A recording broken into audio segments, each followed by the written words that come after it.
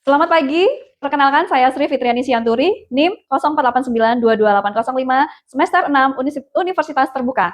Pada kesempatan pagi ini saya akan menjalankan tugas dari tugas 3, di mana tugas 3 ini saya diberikan tugas untuk mempraktekkan dari mata kuliah Public Speaking, di mana tugas 3 ini adalah membuat naskah pidato dan mempraktekannya, dan pidato pada saat ini saya mengambil tema mengasah keberanian berbicara di depan umum dan langkah awal serta menuju kepemimpinan.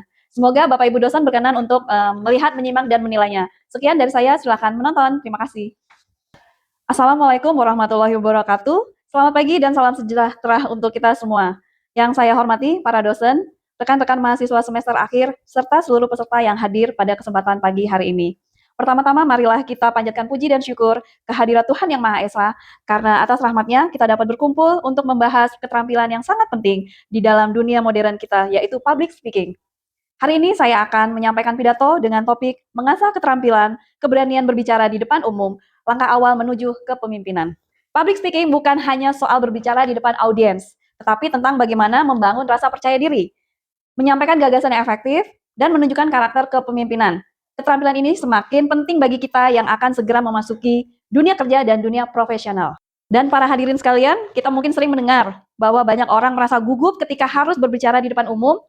Berdasarkan dari data yang setelah saya lakukan crossing data ya, dari cross refer terapi, sekitar 75% orang mengalami kecemasan berbicara di depan umum atau glossophobia.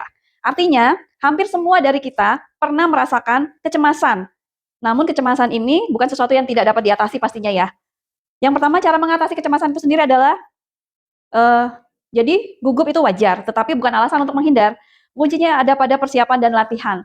Teknik sederhana seperti menarik napas, berpikiran tenang, membuat catatan poin penting, serta berlatih di depan cermin yang dapat membantu kita mengurangi rasa takut ataupun gugup. Nah, semakin sering kita berbicara atau berlatih, maka mental kita pun memiliki keberanian yang meningkat juga.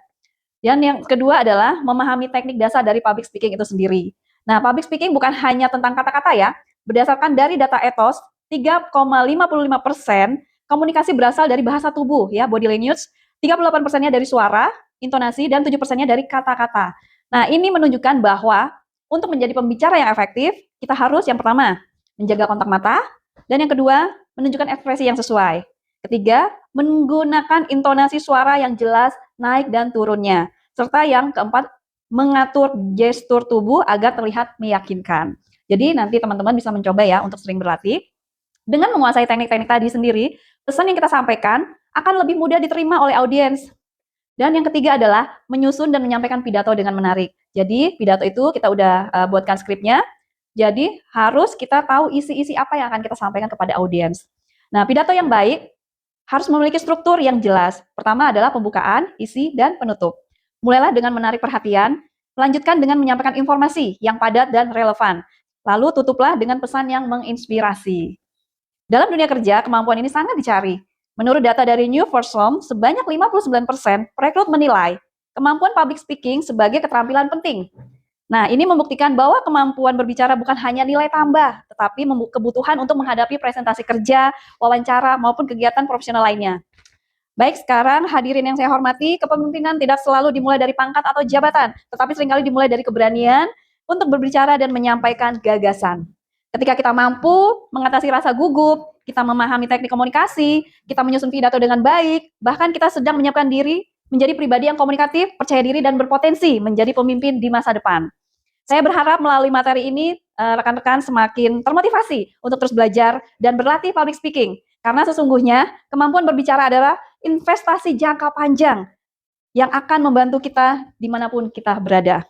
Baik, demikian naskah pidato dari saya. Semoga Bapak, Ibu, dan audiens sekalian berkenan untuk menyimak dan juga menilainya. Terima kasih atas perhatiannya. Wassalamualaikum warahmatullahi wabarakatuh. Selamat pagi dan salam sejahtera untuk kita semua.